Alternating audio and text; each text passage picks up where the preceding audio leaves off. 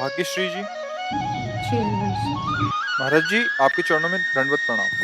महाराज जी, यदि प्रारब्ध ही सब कुछ है तो कर्म की आवश्यकता क्या है?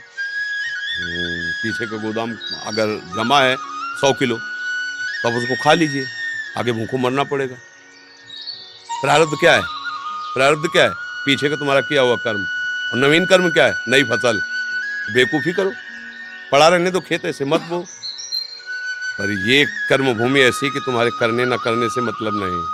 चढ़े हुए यंत्र में हो माया कि करना ही पड़ेगा। कोई ऐसा है ही नहीं एक क्षण भी बिना किए रह सके।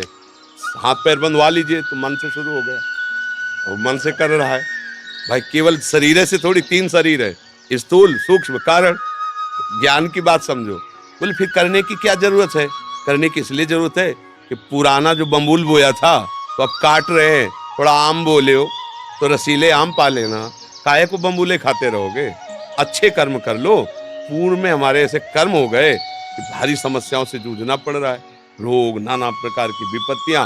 अब थोड़ा भजन कर लो, भगवान को रिझा लो, दूसरों की सेवा कर लो, गौ सेवा कर लो, सास ससुर की सेवा कर लो, पति पुत्र की सेवा कर लो भगवत भाव से। ये नई खेती है, मंगल में उपजाओ, जैसी खेती चाहो। करना नहीं है तो ऐसा तो कोई पैदा ही नहीं हुआ मैं आज से कुछ नहीं करूंगा, क्योंकि ये वही कर सकता है जो ब्रह्मबोध हो चुका है। नहीं तो माया 3 गुण है, सतोगुण, रजोगुण, तमोगुण, सब करा लेगी। किसी से हाथ पैर बंधवा के बैठ जाओ कि मैं कुछ नहीं करूंगा, बिना हाथ पैर के भी काम हो जाते हैं।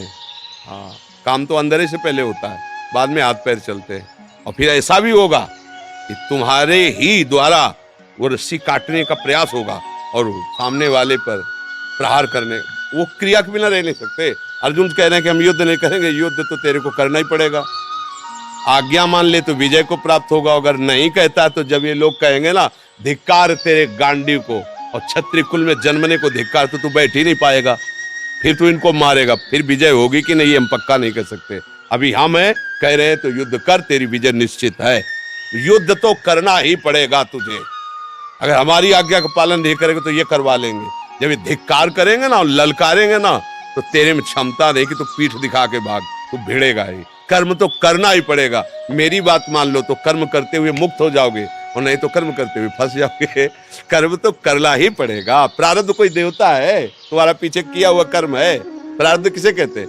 पीछे किए हुए कर्म के स्टॉक से जो आपका इस जन्म में भोग लिखा है, अच्छा और बुरा दोनों, उसे प्रारब्ध कहते हैं। प्रारब्ध कोई देवता है क्या? कोई भगवान है क्या? प्रारब्ध वो मिटाया भी जा सकता है भजन के बल से। भाई हमारा नया अन्न बढ़िया तैयार हो रहा है तो पीछे वाले को हमें नहीं खाना है तो धीरे से आग लगा देते हैं, खत्म कर। वो दिया सलाई ज्ञान है, वो आग ज्ञान है। ज्ञान प्रकट हुआ, सब कर्म संस्कार भस्म हो गए। नहीं तो किसी का मोक्ष ही ना हो, कोई भगवान को प्राप्त ही ना हो, इतने जन्मों के पाप जमा है। तो भाई इसमें तो चलना सकी ऐसे ही पड़ेगा। समझ में आ रहा है? पता नहीं समझ में आ रहा है कि